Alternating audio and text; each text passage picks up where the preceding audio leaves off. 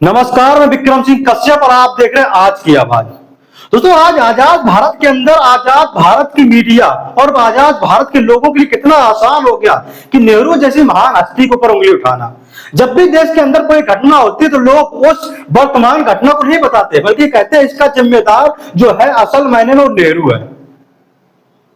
और जब जब हमारे देश की जो नए नए मीडिया चैनल उभर कर आ रहे हैं, जिनको मीडिया का मां भी नहीं पता है, उन लोगों के पास कोई टॉपिक तो नहीं होता, लेकिन कैमरा और माइक उठाकर भीड़ भाड़ वाले इलाके में निकल जाते हैं। वहां पर एक टॉपिक रख देते कि हाँ, आप नेहरू से क्या समझते हैं, नेहरू ने देश के लिए क्या किया।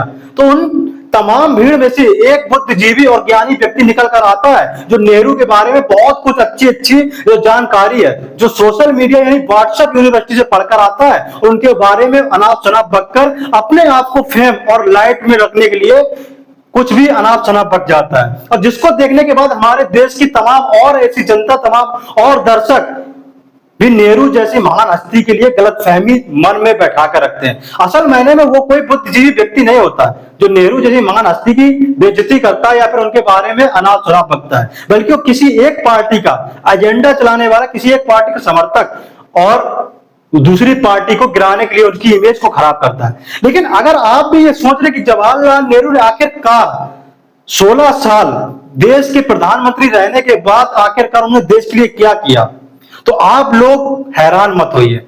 आप लोग बने रहिए इस वीडियो में। आप लोगों को बताते हैं कि देश की महान हस्ती पंडित जवाहरलाल नेहरू ने देश के लिए आखिरकार क्या किया, क्या योगदान रहा उनका 16 सालों की प्रधानमंत्री पद पर रहने के बाद, उन्होंने देश को कहां से कहां तक पहुंचा दिया।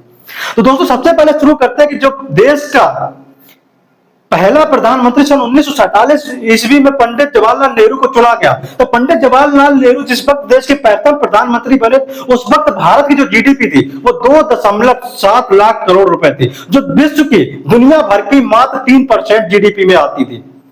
और उस वक्त क्योंकि ब्रिटिश सरकार तो भारत को एक कच्चे उत्पाद और बाजार के रूप में इस्तेमाल करती, जिस कारण से भारत में कोई उद्योग धंधे नहीं थे।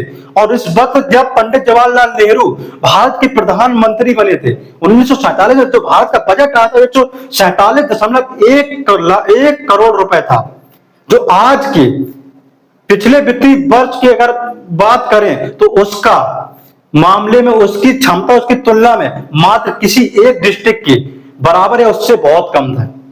सोचो, जब कोई व्यक्ति एक जिले के बराबर रुपए लेकर पूरा देश चला रहा हो, जिसके पास मात्र एक जिला चलाने भर का रुपए हो, उसने पूरा देश चला, अपनी संयम और सूझबूझ से देश को उस गरीबी रेखा से निकालकर आगे रखा हो।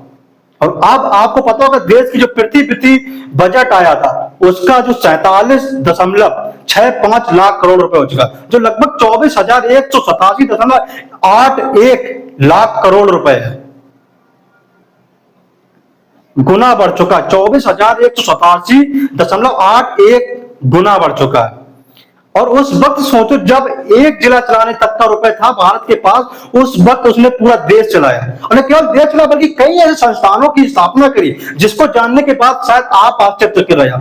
आज हमने अक्सर कर देखा होगा जो आईआईटी, जब आईआईटी से पढ़कर लोग विदेशों और देश और विदेशों के अंदर इंजीनियर बनकर जाते हैं तो करोड़ों के पैकेज पाते हैं। करोड़ों के पैकेज पाने के बाद जब उनके घर वाले, उन्हीं बच्चों के घर वाले जब करोड़ों के पैकेज पाते हैं, इसके बाद जब वो उन्हीं नेहरू की आलोचना करते हैं, कहते हैं नेहरू ने देश के लिए किया क्या, तो उनको जानना चाहिए कि भाई साहब, जब आपका बच्चा, आपका लड़का, आपका भाई, आपकी बहन आईआईटी करने के बाद विदेशों में जाकर या फिर देश में कंपनी में जाकर करोड़ों के पैकेज पा रहे हैं, तो उस आईआईटी की देन भी पंडित जवाहरलाल नेहरू की है। न केवल आईआईटी की, आप ये मेरे पीछे देख रहे हो आईआईएम यानी भारतीय प्रबंधन संस्थान, इसकी स्थापना भी पंडित जवाहरलाल नेहरू ने की। और यही नहीं बल्कि अखिल भारतीय आयुर्वेद संस्थान यानी एम्स, जब आप कई प्राइवेट अस्पतालों के चक्कर लगाने के बाद जब आप पूरी तरीके से हिम्मत हार जाते हो, आपको लगता है कि आपका जो पेशेंट है वो ठीक नहीं होगा, तब आप एम्स जैसे बड़े अस्पतालों में जाते हैं। एम्स जैसे अस्पतालों की सुविधा पाने के बाद जब कभी आपने सोचा कि इस एम्स जिसमें आपका पेशेंट सही हुआ या फिर जो आप विकास देख रहे हैं, एम्स जैसी संस्थान को, जो भारत के प्रशिक्षण का, जो भारत का चिकित्सा के मामले प्रमुख संस्थान है, उसकी स्थापना भी पंडित जवाहरलाल नेहरू ने की थी। और यही नहीं, जो आप पीछे देख रहे योजना आयोग 1950 ईस्वी में पंडित जवाहरलाल नेहरू ने इसलिए योजना आयोग का गठन किया था कि भारत के अंदर जो विकास की योजनाओं को लाया जा सके। और यही नहीं, जो आप लोग ये हमारे पीछे देख रहे हो भाभा परमाणु अनुसंधान केंद्र यानी BARC, इसका निर्माण भी पंडित जवाहरलाल नेहरू ने किया था। जिस कारण से आज देश की जो सुरक्षा है, जिसके ऊपर हम गर्व करते कि हम भी कहते गर्व से कि हम भी परमाणु यानी एटमी देश है, जिसके ऊपर बलबूते पाकिस्तान गर्व करता है, उसको बार करने के लिए, पलटवार करने के लिए जब हम सक्षम बने हैं, जो भाभा परमाणु अनुसंधान केंद्र, उसकी भी स्थापना पंडित जवाहरलाल नेहरू ने की थी। और यही नहीं, जो आप लोग स्क्रीन पर देख रहे हो भिलाई स्टील प्लांट पंडित जवाहरलाल नेहरू ने बनाया। और हिंदुस्तान एरोनॉटिक्स लिमिटेड यानी HAL, जो 1964 ईस्वी में HAL की स्थापना की गई और भारत का प्रमुख विमान कंपनी है, विमान बनाने वाली कंपनी है। और इसके साथ साथ जो आप लोग स्क्रीन पर देख रहे हैं भारतीय अंतरिक्ष अनुसंधान इसरो, कहते हैं ना गर्व से हम लोग कहते हैं इसरो ने चंद्रयान भेज दिया। भाई साहब, नरेंद्र मोदी सरकार ने इसके जो सरकार के अंदर इसरो ने चंद्रयान सक्सेसफुल चंद्रमा पर भेज दिया। लेकिन कभी सोचा है जिस चंद्रयान की आप बात करते हो, जिसको आप दिन रात खोजते, पंडित जवाहरलाल नेहरू देश को बर्बाद करके रख दिया, ये इसरो भी उन्हीं पंडित जवाहरलाल नेहरू की देन है। और न सिर्फ इसरो, DRDO, जो आप लोग हमारे पीछे देख रहे DRDO, 1998 में DRDO की स्थापना की गई, जो भारत का प्रमुख अनुसंधान केंद्र है और सुरक्षा के मामले में भारत को एक बहुत बड़ी मजबूती देती है। जो मिसाइल मैन अब्दुल कलाम भी जाने जाते जिसके नाम से, भाई साहब। और यही नहीं, आप जो देखें ITI कॉलेज जो देख रहे हैं हमारे सामने, ये ITI 1948 में प्रौद्योगिक प्रशिक्षण संस्थानों में ITI की स्थापना की गई। और ONGC 1956 में ONGC की स्थापना की गई, जो भारत के प्रमुख गैस और ऑयल कंपनी है। और यही नहीं, 67 सालों तक कांग्रेस ने भारत पर राज किया। लोग कहते हैं कि 67 सालों में आखिरकार कांग्रेस ने किया क्या? तो भाई साहब, आप लोगों को तो हमने उनकी उपलब्धियां गिना दी, बल्कि एक और महत्वपूर्ण चीज आपको बताना चाहता हूं।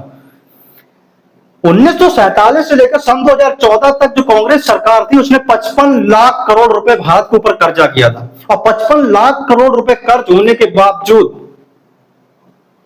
जब उन्होंने देश की गद्दी, डॉक्टर मनमोहन सिंह ने देश की गद्दी छोड़ी थी और अपनी बागडोर जब प्रधानमंत्री नरेंद्र मोदी को सौंपी थी, तो उस वक्त भारत के ऊपर 55 लाख करोड़ रुपए कर्ज था। जो आप लोग जो देख रहे हो कि बीजेपी सरकार में 2025 तक 196.79 लाख करोड़ रुपए भारत के ऊपर कर्ज हो गया।